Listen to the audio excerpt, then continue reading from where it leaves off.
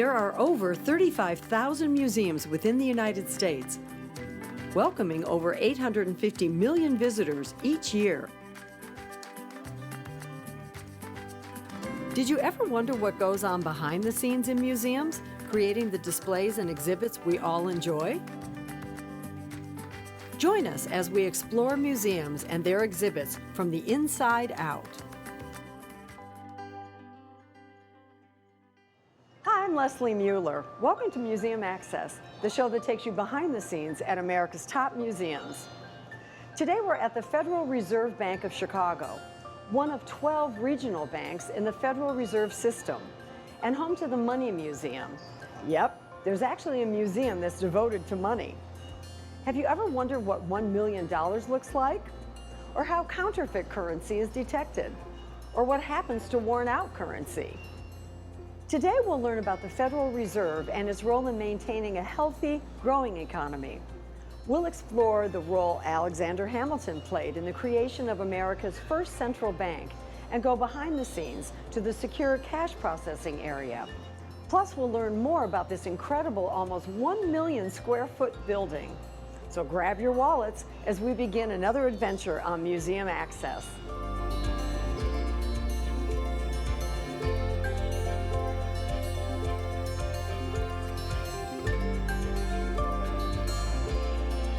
Amy, this is the coolest museum. Who knew that there was a money museum? A lot of people don't know that we're here, but we're right in the heart of the financial district. We're on LaSalle Street, right by the Chicago Board of Trade building, and we've been here since 1922. That's when our building opened. It is a gorgeous building, and I know we're going to learn more about it, but tell me a little bit more about this museum. Yes, the museum opened in 2001, and we wanted to have a publicly accessible space that would educate the public on what the Fed does and talk a little bit about the history of money. A lot of people don't quite understand the whole system. That's true. I think people don't understand all that goes on behind the scenes. Yeah. People use currency all the time, or they're swiping their debit card, and you don't understand the system that's in place behind it all. Well, and I'm also wondering if at some point with all these paperless check systems, if we are going to end up being a cashless society, but that's you a whole don't nother- know. Yeah. I think there's so much that the Fed does. We still manage a lot of cash, and we can talk about that too. But there's so much that we do, and we're evolving with the economy and with technology and embracing those changes too. So if that were to happen, the Fed would be ready to take that on if we get rid of cash. I don't see that happening, but if it were to happen, we would be okay with it.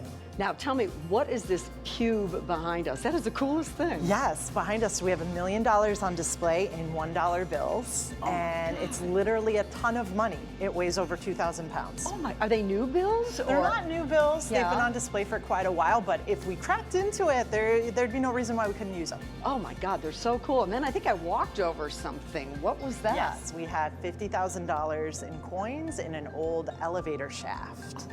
So the coins go down 6 inches and add up to $50,000. And they're all different denominations, from pennies all the way up to $1 coins. That is so cool.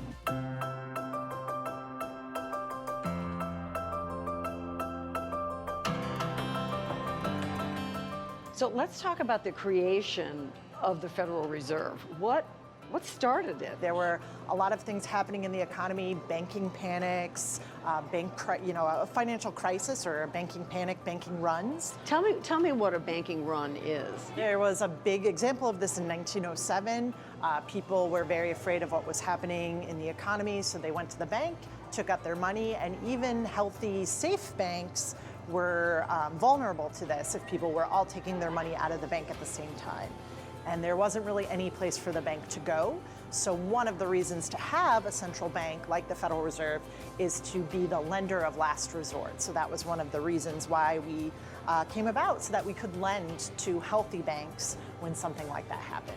Was Alexander Hamilton involved in that process back then? Hamilton actually attempted to create something similar to a central bank, a little different, but a bank for the US government. So he did do that in I believe it was 1791 is when the first Bank of the United States came about. So he was kind of a visionary in that way, because while it wasn't a central bank, it was a place where the government could have their money, and they had branches throughout the United States at that time, at the very beginning of our history. Well, now prior to that, I'm backtracking a little bit here, but prior to that, what were people using? Were they trading beans or pelts or what? Right. Well, I mean, the history, I think, would show you that people have been using money or something like money for a very long time. When colonists came to the United States, they definitely brought with them coins like British currency that began to circulate, Spanish currency as well. But it was actually really difficult. There wasn't enough money to meet the demand to transact all these different goods and services. So that was actually a really big problem in the colonies. And we have an example of a pine tree shilling on display, a coin that colonists actually made or minted themselves. But it was supposed to be only the British crown that had the authority to mint currency at the time. So then when the decision was made that there were going to be bills, right, what's the next step to decide what are they going to look like? What are the denominations going to be? Right. So we have an example of continental currency. So during the American Revolution, the Continental Congress, so the sort of the government that popped up, so to speak, pop-up U.S. government, they issued paper currency. So we have 1/6 of a dollar on display in our collection. And so you can take a look at that. And then over time in the United States, the US government wasn't involved with paper currency for quite a while. So banks issued their own currency. So we have examples of private banknotes. We have even a $3 bill that a private bank issued in the 1800s. Now I see that you have an exhibit that's devoted to the military currency. I didn't know that there was military currency. When did that start? So in the 20th century, so during World War II, the Allied powers, so the United States and its allies, part of the Allied group, issued currency to military personnel that were stationed throughout Europe. I believe also in Japan as well. So just overseas? Just overseas. And then it continued later on, not just in the places where we were actually at war, but wherever military personnel were stationed throughout the world, instead of bringing U.S. currency to those places, that could have been very risky, right? If you're bringing U.S. currency to a place maybe where Which might be more valuable, right? It could be more valuable. It could maybe have some economic effects on the local economy that could be unwanted, but also, do you want to have U.S. currency, a large volume of it, in a potentially dangerous or unstable area? Or just having it elsewhere. Sure, period. sure. Yeah. So they issued military currency instead, and we have examples of it. A lot of the notes were really beautifully designed, but they were done in a way that was a lot quicker and easier than regular U.S. currency. It didn't have all the security features. So the military currency was often only good for a short period of time, and then the military personnel would have to turn it in on the military base. It would be converted into new military currency. So it would be like they would exchange it. I understand that there's one particular piece of currency here that's really unusual. What is that? Yes, we have a $10,000 bill on display, one from 1918. It's a larger size bill, so it wouldn't even fit in your wallet today. The dimensions of it are fairly large, and it's very valuable on the collectible market. We stopped issuing anything higher than 100 in 1969, so that's when the bills were taken out of circulation 50 years ago. And is it being used a lot? I mean, 10,000 was worth a lot of money. Then. Right, exactly. Still it is. was worth a lot of money, and so you can imagine all the risks that would have been associated with it. Counterfeiting, tax evasion, other criminal activity is all easier to do in those high denominations. So you're right, there wasn't a lot of demand for it to begin with, so they stopped printing them actually back in the 40s, and then 1969 is the year they stopped circulating them. So if we got one today, it's only worth its face value to the Federal Reserve, but it could be worth thousands, maybe even $1 million on the collectible market. I can imagine walking into Marshall Fields back then and saying, hey, can you break this $10,000 bill?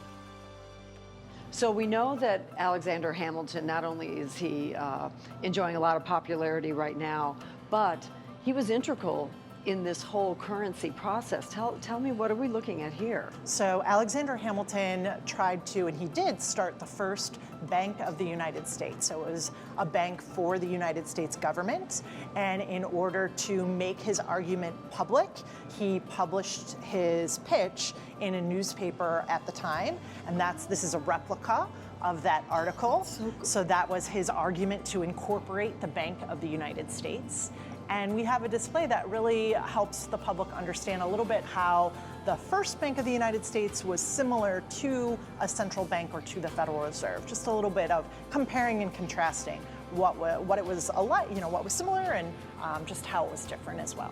Well, it's interesting looking at this replica because you can even see where he's crossed things out. You can almost see his thinking process as he was doing this. And these bills that we have here, these are cool. What are they? Hamilton's popularity has really skyrocketed now, but he was always a really significant figure in the world of finance and history, and he's been featured on U.S. currency, many different denominations throughout the years, not just the $10 bill, as everyone remembers. Yeah, that we know. You're but right. He was also on a $1,000 bill, too. I love all the hands-on technology that is here in the museum. What are we looking at here? Yeah, this is our counterfeit exhibit. So we find counterfeit currency here at the Federal Reserve. All the currency we get comes from banks. So we examine all of the cash that we receive. We typically find about 29 a day in our district. Oh my God, 29? 29 a day, but that's out of millions of bills that we examine. We're examining something like 10 to 12 million bills a day. But nonetheless, the bank is out the money. So when we find a counterfeit bill, the bank is held accountable. The bank that sends you the counterfeit bill. Correct. They don't get a refund. And you're looking at currency from the entire region? From our entire region, so Illinois, Indiana, Wisconsin, Michigan, and Iowa.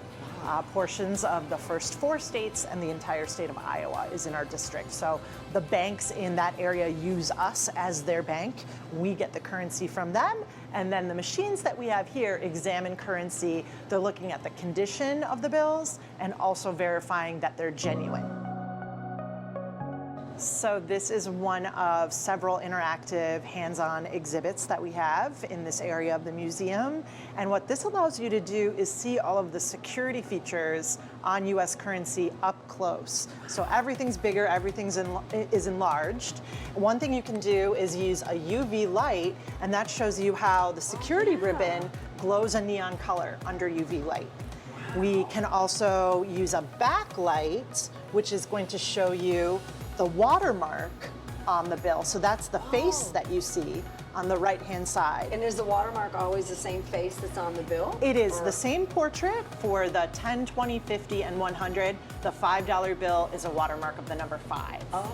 But they're really one of those features that you can use. It's very accessible. Just hold your money up into the light, and then you can verify that you have real money. A couple other things that you can see on, especially when it's enlarged like this, the micro printing. So if we magnify here, we can use the magnifying glass, and we can see on Ben Franklin's collar, it says United States of America. Oh my gosh. So you would never notice that on the actual bill probably. Or all the way along the bottom of the bill, it says USA, USA. Oh, that's really tiny. Very tiny. So all of those are features that help us, again, verify that it's real, and for consumers, but also for the Secret Service. Those are the types of things that they look for when they're inspecting potentially fake money. And is there a way to tell which bank the bill came from? Indeed, yes. So you can actually tell which Federal Reserve Bank ordered this bill and put it into circulation, and that's always going to be around the serial number. Oh. So right here it says G7. That meant that this $100 bill was ordered by the Federal Reserve Bank of Chicago, and we put it into circulation.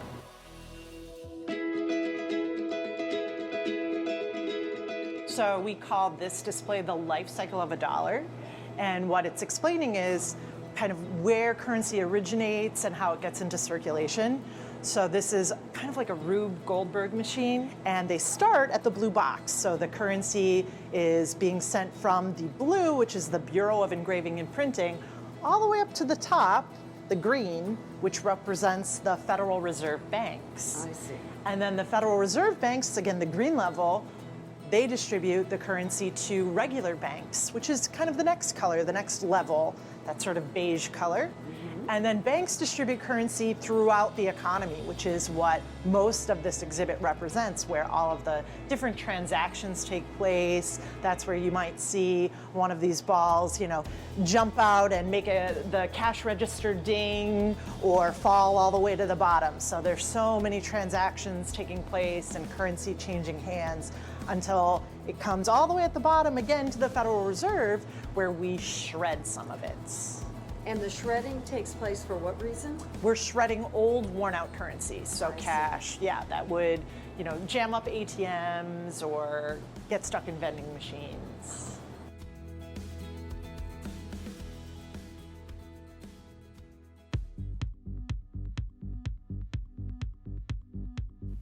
Now we're going behind the scenes into the secure cash processing area.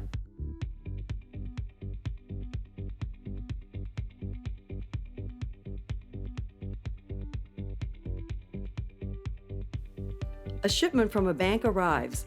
It's one of over 3,000 depository institutions the Federal Reserve Bank services.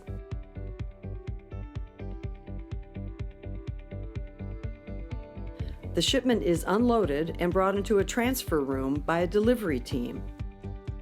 After they leave the room, the bank team checks it in and takes custody. These two teams are never in the room at the same time.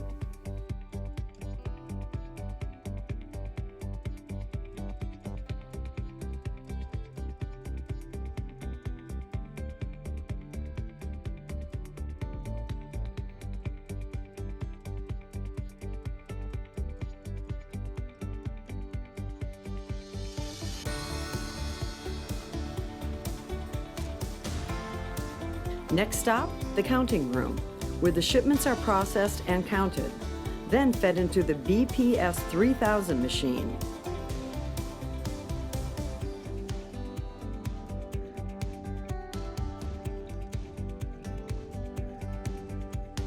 It scans and sorts about 70,000 notes per hour.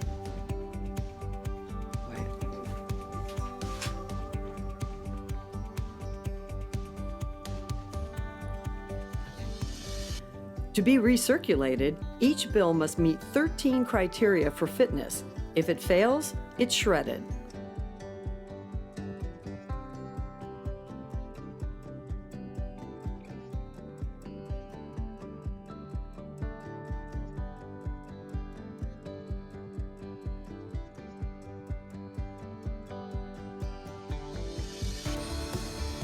The Chicago Federal Reserve destroys over $23 million of currency every day.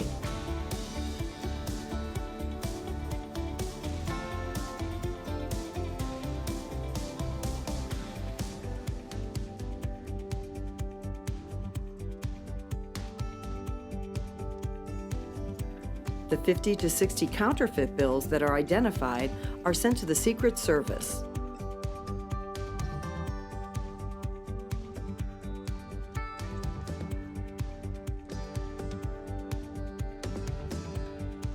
Next, the shipment is sealed and ready for storage in one of the Federal Reserve's vaults.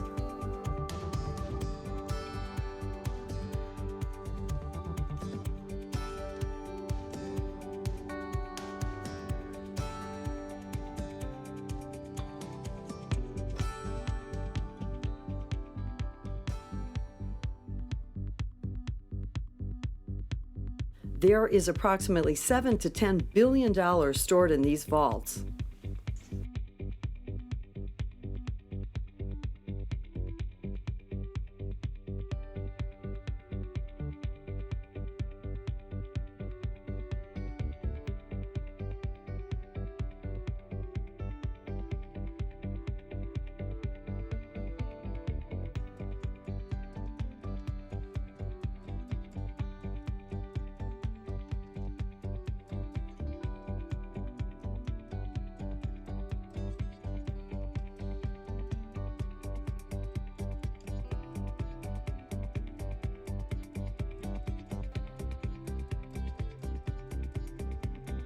When banks make withdrawals, another team gets the orders ready for shipping.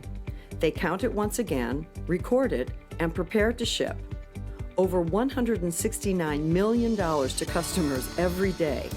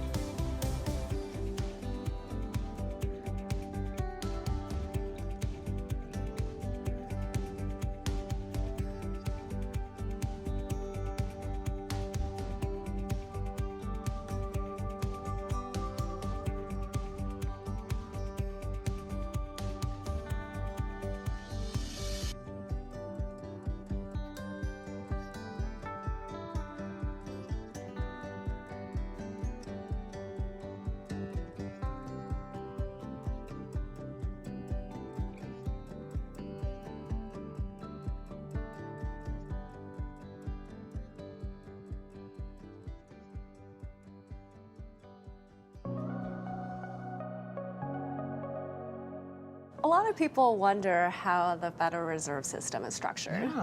Yeah. The Board of Governors is a public federal agency, and its chairperson is appointed by the President and confirmed by the Senate. Its other senior leadership, which we call governors, are also appointed by the President and Senate confirmed. Their terms are staggered so that one single president can't have undue influence over the composition of the board. So let's talk about how the country is divided up into different regions for a Federal Reserve System. Okay. The country is divided into 12 regions, and each region has a reserve bank. Right now, we're in Chicago and at the Federal Reserve Bank of Chicago. So there's only one per region. There's one regional bank, and sometimes there are branches of the regional bank, and so we have a branch in Detroit. So we learned a little bit about the history of how the Federal Reserve System came together, but we didn't really talk about how it operates today. How does it protect our economy, and what are some of the different things that the Federal Reserve does to make sure that we're on track? The Federal Reserve System operates in 5 key areas: monetary policy, financial stability, overseeing individual financial institutions, payments, and consumer protection and community development. The Federal Reserve, through all these different functions, works toward promoting a stable economy and a safe financial system. So when they're making sure that our economy is stable, I'm assuming they have to keep an eye on what's going on around the world, right? I mean, on a daily basis, because that would impact us, correct? Absolutely. The Federal Reserve takes into account lots of data about labor markets and financial markets and trade and how our trading partners are doing.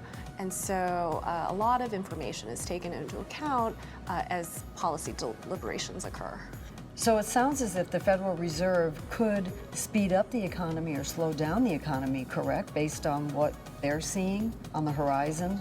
Yes, the Federal Reserve manages the nation's economy in order to achieve stable prices and maximum sustainable employment. That's known as the dual mandate. And so it uses the policy tools at hand to sort of speed things up when times are bad, and then also to cool things off when the Federal Reserve believes the economy is getting overheated. Well, thank you for clearing this up, because I know I walked in a little confused, so I'm glad to know that we're in good hands with the Federal Reserve Bank, such as this one here in Chicago. Thanks, Jane. So Matt, this is the most spectacular space. I know that you're in charge of running this whole building, but tell me, where are we? So we're in the Great Hall of the Federal Reserve Bank of Chicago, and this has always been a key architectural feature of the building, through its nearly 100-year history here. And so it's changed in form and functional, but over that time, but it's still always just been a point of pride and a spectacular view as people come into the bank. Oh, it's stunning. And how has it changed physically? So it's kind of a unique history of the bank. So Like I say, we're about 100 years old. The building was a neoclassical building built in 1922 by Graham, Anderson, Probst and White architecture firm. Okay. Were they local? They were local. Yeah. They did several of the original Federal Reserve banks, actually. Oh, okay. And so they built this neoclassical building with its Corinthian columns out front, gorgeous. its Doric columns interior. It's kind of interesting that the symbolism, there's 12 columns inside, which symbolize the 12 districts of the Regions? Federal Reserve Bank. Interesting. Both on the interior and exterior. There was a great white marble staircase that came up in the center here, and it rolled up to a machine gun turret. This was the Roaring 20s. A machine gun turret? Yes. So. With live people Oh yeah, manning the around guns? clock, yep. Whoa. So it was serious business. It was Well, yeah, that's right. Is this Al Capone days or? it was the Roaring 20s for sure. So there's been a lot of renovations in the building and significant ones to the lobby that we're in. So that included in the 80s removing the white marble staircase that I talked about, the gun turret, Yeah. and also just restoring to what you see today. So that included creating this 50-foot vista by opening up the second floor. Oh, that was covered before? It was a smaller, there was Wow. the space actually came over us a bit. Wow. And restoring these chandeliers to their original brilliance. And actually, believe it or not, the ceiling, as you see today, was covered by acoustic tile. They took that down and you're restored kidding. it to the white and gold neoclassical finish you see today. Oh my gosh. And we continue to update it, so things such as these chandeliers, that there's a lot of light bulbs, Yeah. and to be more efficient, which is always a goal of ours, we replaced the lamps with LED. It took a lot of effort to find an aesthetic, a beautiful, nice light that matched the light quality that we need here. But going to LEDs made us more efficient, and it's a lot better on the maintenance because they last much longer. Oh, yeah. And these are very difficult to maintain. So, every year we would have to crank these down to the floor level, which is That's a job in itself. it's some of my gray hair over here. Yeah. And we were You lower can this. thank the chandeliers for those. And we would have to change the lights, and now we can get several years without having to crank them down and putting the stress of bouncing them, lowering them down. It takes several electricians to bring them down and do the work. So it's really it's a that's nice great. efficiency for us. Wow.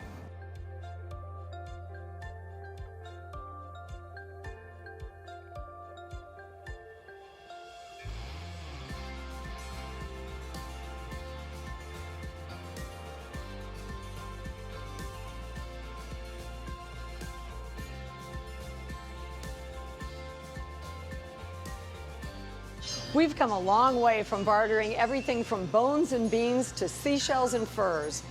Who knew that the Federal Reserve is considered the banker's bank and the government's bank, serving as our nation's money manager, affecting the economy and ultimately each of us? Thanks for joining us on Museum Access, where every visit is an adventure. I'm Leslie Mueller. See you next time.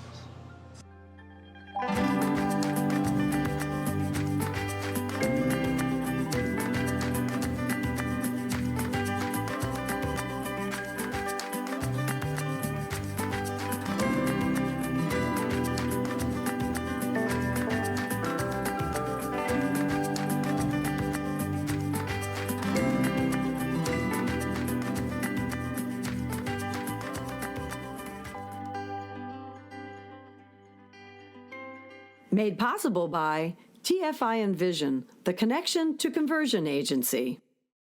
Palomino Restaurant Group, 25 years of creative cuisine. ML Capital Partners, building the businesses of tomorrow today.